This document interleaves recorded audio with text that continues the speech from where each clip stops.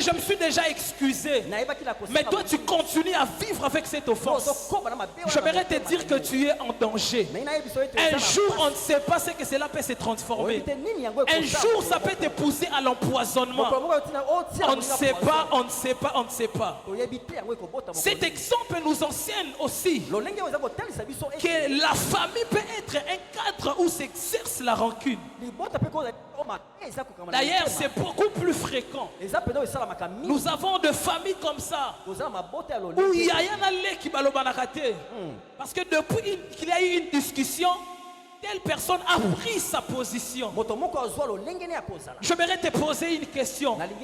Es-tu en bon terme avec tout le monde dans ta famille? Famille restreinte ou famille élargie? Si tu as encore une rancune dans ton cœur, attention. Ça peut se transformer à un dégât. Le deuxième exemple que j'aimerais partager avec vous, c'est l'exemple de Simeon et de Lévi. Je suis dans Genèse 34. Leur sœur a été déshonorée. Sichem, en fait, le prince de Sichem aimait tellement la fille et il était prêt à tout donner pour avoir la fille. Il y a eu des échanges. Le roi a même réclamé une forte dot. Tout était ok. Et Lévi et Simeon ont pris la parole pour dire non, on ne peut pas s'attacher à vous. Ils ont donné une seule condition, la circoncision. Tout était ok, tout était parfait. Mais quelques versets après, lorsqu'ils étaient circoncis, pendant qu'ils attendaient la guérison, la Bible nous dit ceci, que Simeon et Lévi se sont déchaînés. Ils ont tué toute la ville. Mais il y avait une bonne attente apparemment. En plus de cette attente, Lévi et Simeon gardaient toujours la rancune. C'est en fait ça la rancune. La rancune peut être ornée d'une hypocrisie ou d'une ruse. C'est pour cela que nous avons des gens même à l'église. Je t'ai fait quelque chose, tu n'as pas aimé. J'ai pris le courage de t'aborder. Je t'ai dit, frère Émeraude, j'ai mal fait, excuse-moi. Et tu m'as dit, Cordon David, moi désormais, nous devons fonctionner de telle manière. Tu dois être circoncis. J'accepte. Tout est au cœur. Or, dans ton cœur, il y a un projet de me faire du mal. C'est ce qui se passe même dans nos églises. Si l'histoire d'Absalom et d'Amnon nous enseigne que la rancune peut être individuelle, l'histoire de Lévi et de Simeon nous enseigne que la rancune peut être aussi collective. C'est-à-dire un groupe de gens contre un autre groupe. C'est pour cela aujourd'hui nous avons dans des églises les fils de tel pasteur, ils sont en rancune avec le fils d'autres pasteurs parce que l'autre pasteur les a offensés par une vérité qu'ils ont jugée de ne pas être digne. Nous avons même dans les églises des rancunes collectives où tel groupe de personnes dans tel département ne s'attendent pas avec tel groupe ou deux personnes, trois personnes dans leur coin combattent telle personne parce qu'un jour cette personne a dit telle chose, s'est comporté de telle manière, habité à Salamabé. Même si tu t'excuses, il y a des gens qui sont comme ça. Papa Jérémie, comme de Lévi et de Simeon, tu as mal fait, tu t'es excusé. J'accepte. Mais malgré ça, tu tournes le dos, tu me fais encore du mal. Je lève ma main, je déclare que tu ne seras pas à la merci de rancunier. Si déjà tu t'es excusé, même quand il s'élèvera pour te faire du mal, j'ai pris que Dieu te préserve. S'il y a 100 personnes, il y a au moins 5 personnes. Mais jusque-là, ils ont conservé toujours quelque chose. Et c'est un poison qui peut se transformer un jour à un quelconque malheur. Je prie que Dieu te préserve. Troisième point, les dangers de la rancune. J'ai lu un livre intitulé Ultime Assaut. Je crois le livre de Joyce, j'ai oublié le nom. Cette dame était en train d'expliquer comment est-ce qu'un jour le Saint-Esprit lui a révélé comment on attaque l'église. Il avait une bande de démons. Mais chaque démon portait un nom. Bizarrement, il y a des noms qui s'appelaient haine, colère, rancune, dépression. Avant de rentrer dans ce que je viens de dire, le premier danger que j'aimerais évoquer, c'est que la rancune finit par pousser son porteur à la vengeance. Papa Michael a dit récemment, le frère, l'homme de Dieu, Gustave l'a aussi dit, certaines émotions sont naturelles. Les problèmes se trouvent souvent au niveau de la gestion. Quand tu ne gères pas bien ce que tu ressens contre ton frère, sache-le qu'un jour, tu seras poussé à la vengeance. Et mais puisque tu as gardé ça dans ton cœur, tu finiras un jour par être poussé à venger. Et je rentre dans cette histoire. Et j'ai compris une chose, que derrière chaque caractère, il y a souvent aussi un esprit. La rancune peut atteindre un niveau où ça devient vraiment un esprit. Et quand ta rancune devient un esprit de rancune, et qu'est-ce que l'esprit de rancune fait? Cet esprit endurcit le cœur. Tu vas te dire, je dois seulement lui faire ça, je ne vais pas lui pardonner, lui vraiment avec moi jusqu'à la mort. Quand j'ai préparé ce message, je me suis rendu compte qu'ici au Congo, il y a même beaucoup de termes qui traduisent le mot rancune. Il y a des termes comme rando, orange. Papa Jérémy, Papa Jérémy Bazar, est-ce que matin comme mon Papa Jérémy l'accent, Mukolo quoi na poule dans l'église. Il y a beaucoup de termes comme ça, c'est-à-dire les Congolais sont des rancuniers. Je vous dis vrai. Et l'Esprit de Dieu m'a enseigné ceci. Lorsque la rancune est appuyée par un esprit, l'esprit de la rancune a des esprits jumelles ou des esprits sœurs. Cet esprit ne sera pas seul. Il va appeler l'esprit de méchanceté. Il va aussi appeler l'esprit de vengeance. Et puis ensemble, ils vont te broyer. C'est ainsi que vous voyez Moutou Abomi Moutou. Au départ, c'était seulement une petite colère. Mais comment est-ce que cette colère a conduit la personne à tuer son semblable? Parce qu'il y a des esprits qui sont derrière. L'esprit de méchanceté, l'esprit de vengeance. Fais très attention à la rancune. La rancune que tu nourris invitera un jour la méchanceté et la vengeance. Et tu seras surpris de crucifier ton frère. Et ce jour-là, ton frère dira, c'est mon frère n'a sali nini. Pourquoi il y avait une rancune contre Joseph qu'ils n'ont pas bien géré? Vous voyez, lorsqu'on ne gère pas bien la rancune te poussera à commettre des actes. Oh, ça la cause a même le roi diable. A dit après moi, pas moi, pas moi, pas moi, pas moi, pas moi. Prends-moi, prends-moi. Non, non, pas moi, pas moi. Pas moi, pas moi. Deuxième danger. Lorsque je méditais ces textes, j'ai aimé. Le Saint-Esprit m'a ramené vers quelques versets avant. Et je me suis rendu compte qu'en réalité, Jésus était en train de parler de la prière. Parce qu'il y a eu un miracle. Jésus a libéré une parole d'autorité sur les figuiers. Les figuiers a séché. Les jours suivants, Pierre a dit, les disciples ont dit, voilà les figuiers que tu as maudits à sécher. Jésus a dit, ah, Bilora Mickey. Si vous avez la foi, vous diriez à cette montagne, ôte-toi d'ici et va-t'en de l'autre côté. Il dit lorsque vous priez, si vous demandez quelque chose avec la foi, croyez que vous l'avez reçu et vous le verrez s'accomplir. L'enseignement n'a pas fini.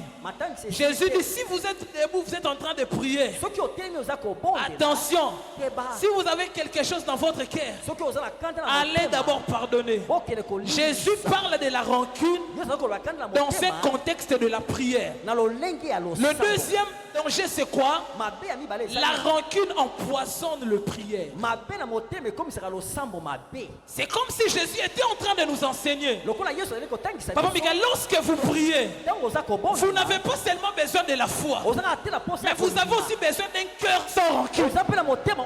Sur le plateau de la prière, il n'y a pas que la foi, mais il y a aussi un cœur pur. Si tu pries, tu as la foi, mais tu gardes quelque chose contre quelqu'un, il n'y aura pas d'exaucement. Raison pour laquelle aujourd'hui nous prions, nous manifestons la foi, nous sentons l'onction, mais rien ne se passe parce que nous prions avec des choses dans nos cœurs. J'ai pris que Dieu purifie ton cœur. J'ai pris que Dieu purifie ton cœur. Oh bien-aimé, si tu décides de vivre dans la rancune, je sens une parole de sagesse. Celui qui décide de vivre dans la rancune décide de vivre sous un ciel fermé. Je répète, celui qui décide de vivre dans la rancune décide de vivre sous un ciel fermé. La rancune que tu as dans ton cœur contre quelqu'un, c'est ce qui bloque tes prières. Le problème, ce n'est pas Dieu. Le problème, ce n'est pas les hommes de Dieu. Des fois, le problème, c'est la personne que tu ne veux pas pardonner. Troisième danger. La Bible dit si vous avez quelque chose dans votre cœur, pardonnez pour que le Père dans le cieux puisse vous pardonner aussi. Troisième danger, la rancune nous prive du pardon divin. C'est-à-dire que si toi tu gardes quelque chose contre Papa Girès, même si Asali est fort à ce mot pardon, mais yo oche orage, on briller, on lukam exaucé. Mais aussi, yo koma 1000 fois saint. C'est-à-dire que tamboulaga la sainteté. Mais si nous sommes seulement dans ce monde, si seulement la Bible dit que vous branchez tous de plusieurs manières, si seulement tu tombes aussi, si seulement tu branches aussi, sache-le que à chaque fois que tu te rends dans la présence de Dieu pour demander pardon, Dieu dit, c'est pas moi, je ne te pardonnerai pas. Imagine vivre sur la terre sans le pardon divin. J'ai compris, Papa Jérémie, que la rancune peut compliquer même l'éternité d'une personne. Raison pour laquelle on dit que c'est une émotion dangereuse. Une émotion qui pousse à Dieu de ne pas... J'ai compris, la peur, c'est une émotion dangereuse, mais qui lutte avec toi. Oh, et ça, on lutte envers Yomoko. Très rarement, la peur a des dégâts sur les autres. La colère aussi, ça finit par toucher les autres. Mais la rancune, c'est vraiment une émotion vraiment dangereuse. Parce que quand tu ne fais pas pardonner, tu feras des choses comme là. C'est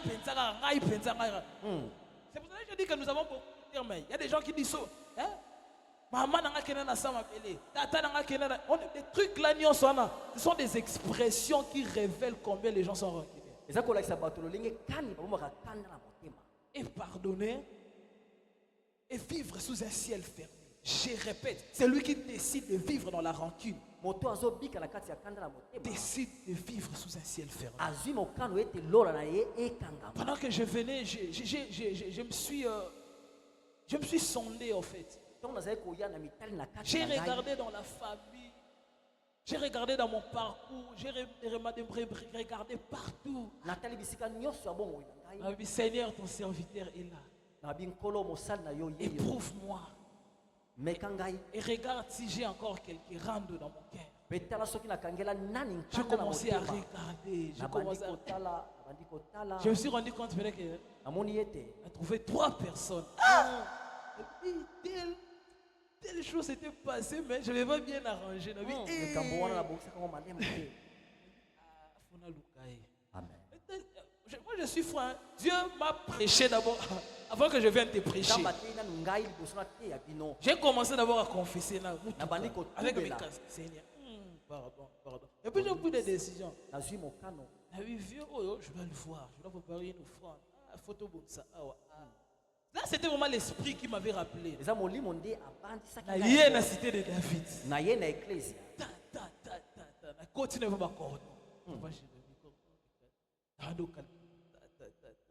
qui n'a pas département, qui n'a pas administration, qui n'a pas worship, partout.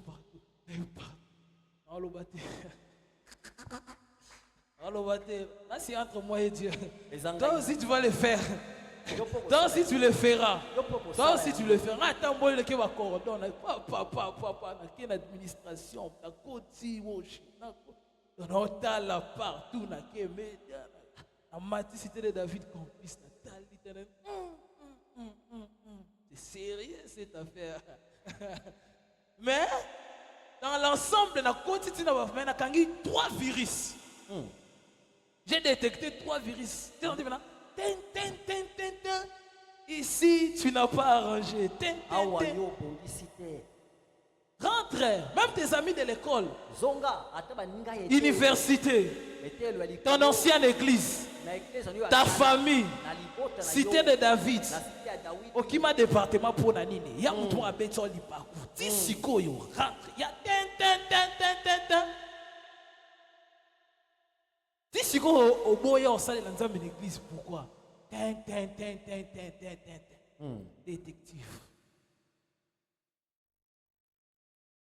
Est-ce qu'on peut acclamer le Seigneur? Dans 3 minutes qui me restent, j'aimerais bénir quelqu'un. J'aimerais chuter en parlant sur comment on peut sortir de la rancune ou comment vaincre la rancune. Un seul verbe pour vaincre la rancune. Le verbe pardonner. Il n'y a pas la magie. Il n'y a pas la magie. Pardonne seulement. Si la rancune, c'est le refus de pardonner, c'est que le pardon, c'est un remède contre la rancune. Et j'ai aimé quelque chose, Papa Michael. Je suis allé dans la racine du mot pardonner tel que présenté dans ces textes. Pardonner vient du mot grec, Papa Gustave, qui signifie affiemi. Effiemi. Et puis, vous savez si c'est effiemi là signifie quoi? Effiemi signifie relâcher. Effiemi signifie laisser aller. Vous imaginez? Et puis je suis entré dans la révélation. Et je me suis rendu compte que lorsque la Bible dit pardonner, la Bible dit relâche, libère. Et j'ai compris qu'à chaque fois que tu gardes la rancune dans ton cœur, tu emprisonnes quelqu'un. Et à chaque fois que tu pardonnes quelqu'un, tu relâches quelqu'un. Et il y a des chrétiens, lorsque Dieu regarde leur cœur, ils voient une prison à plusieurs cellules. Et il y a des gens qui pleurent. Il y a des gens qui pleurent. Une petite, ton ami là, une petite discussion. Elle m'a bloqué dans le cœur. Mais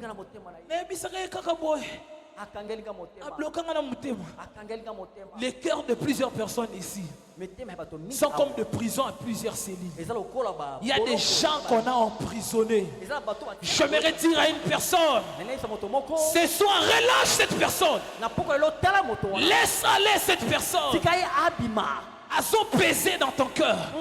Et le même verbe qui est utilisé lorsque la Bible dit, si vous ne pardonnez pas vos semblables, Dieu votre Père aussi ne vous pardonnera pas.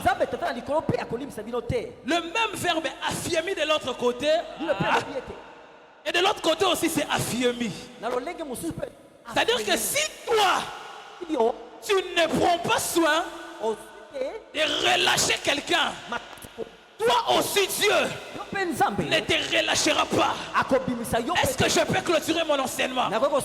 Et s'il y a des personnes, aussi longtemps que tu refuseras de relâcher une sœur que tu as gardée dans ton cœur, pour toi il ne sera pas question de te relâcher parce que tu as connu déjà la rédemption.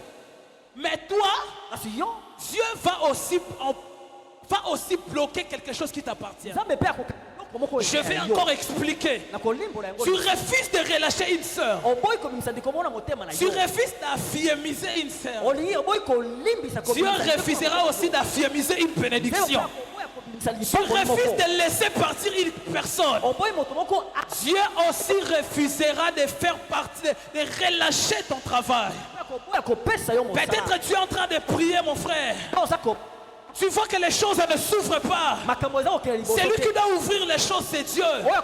Mais Dieu attend que tu relâches pour qu'il relâche. Dieu attend que tu relâches pour qu'il relâche. Il y a une bénédiction que Dieu doit relâcher. Mais tu dois aussi relâcher une personne. Il y a quelque chose que Dieu doit relâcher. Mais tu dois aussi relâcher. Parce que si tu pardonnes, Dieu pardonne. Si tu relâches, Dieu relâche. Si tu affirmes, Dieu aussi affirme.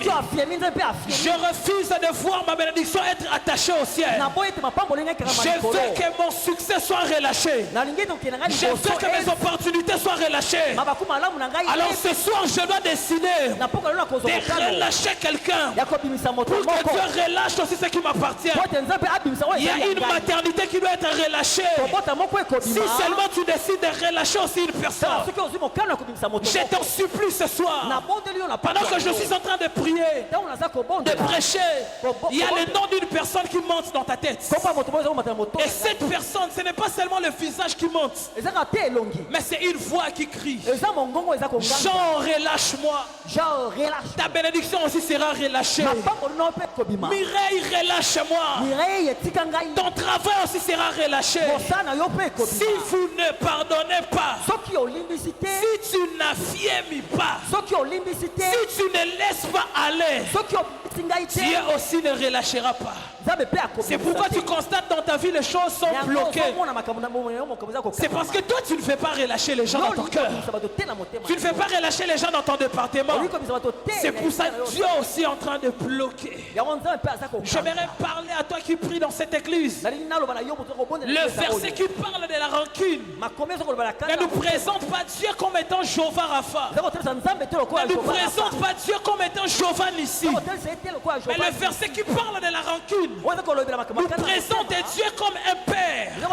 C'est pourquoi la Bible dit: si vous pardonnez, votre Père aussi vous pardonnera.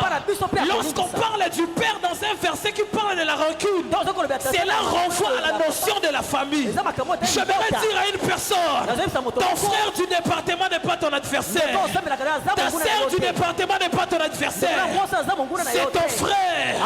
Et ton frère qui n'est pas comme un juge. On ne présente pas Dieu comme un juge, mais on présente Dieu comme un père. Je ne suis pas ton ennemi.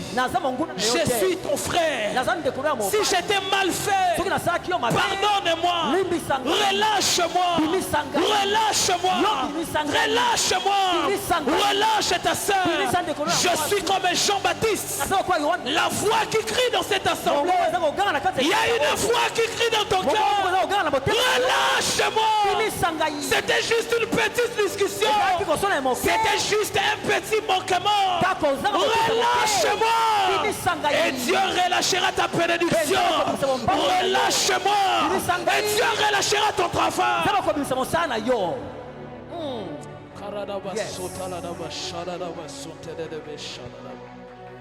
Yes. Oh Jésus. Oh Jésus. Oh Jésus. Je ne sais pas comment tu vas prier, mais moi je n'aimerais pas être privé du pardon divin. Moi je suis un homme de prière. J'ai prié à tout moment. Mais je n'aimerais pas que ma prière soit empoisonnée la qualité de mon cœur. Est-ce que tu peux élever ta voix et commencer à prier et commencer à pardonner? Je sais qu'après ce message, tu prendras une décision. Mais commence d'abord à prier. Commence à dire à Dieu, je relâche cette personne. Je relâche. Est-ce qu'on peut se tenir debout? Tu vas toucher ton cœur. Au nom de Jésus. Au nom de Jésus. Je relâche, Père. Je sens. Je relâche, Père. Je relâche. Je sens, Papa Jérémie. Mon Dieu, mon roi. On doit prier de cette manière. Tu vas citer les noms d'une personne que tu estimes que tu as gardé dans ton cœur à cause de quelque chose. Tu vas dire, Pierre, aujourd'hui dans la présence de Dieu, tu m'avais fait du mal, mais je te relâche. Mais je te relâche. Tu t'es mal comporté à mon égard, mais je te relâche. Commence à prier. Commence à citer le nom de cette personne. Commence à dire que tu les relâches. Commence à prier. Il faut que tu relâches cette personne.